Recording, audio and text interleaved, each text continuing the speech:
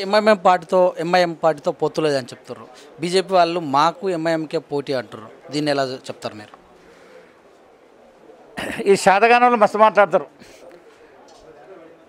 కూట్ల తినే బువ్వలు వస్తే కంకర రాయి తీయలేము అంటే పారే ప్రవాహంలో నది రాయి తీస్తా అని చెప్పినట్టు అన్నట్లు ఆ మాటలు ప్రజల వల్ల నమ్మే దిశలు లేరు. మాకే పొత్తున్న మేము 150 సీట్లకు ప్రకటించిన వాళ్ళ అభ్యర్థులను. ఇంకా పొత్తేంది మా మిత్రపక్షమే, దాంట్లో కన్ఫ్యూజన్ ఏముంది? అసెంబ్లీనే చెప్తాం మా మిత్రపక్షం అని. ఏదైతే ప్రజలు ఈ రాష్ట్రాన్ని ఏలే సభ అవుతుందో, రాష్ట్రంకి ఏం కావాలో చేసే సభ అవుతుందో ఆ సభలోనే చెప్తాం మా మిత్రపక్షం అని. దాంట్లో కన్ఫ్యూజన్ ఏం లేదే. అయినా మేము 150 డిక్లేర్ చేసినాం బాధాప్తా. వీళ్ళు ఏదో మాట్లాడితే ప్రజలు నమ్మరది. బాధాప్తా మేము గెలుచుకొని బాధాప్తా పీఠం దక్కించుకుంటాం. జైతల మేయర్ పీఠం ఎంఐఎంకి అప్పచెప్తుంది టీఆర్ఎస్, స్టీరింగ్ ఎంఐఎం చేతిలో ఉంటుందని చెప్తున్నారు కదా సార్.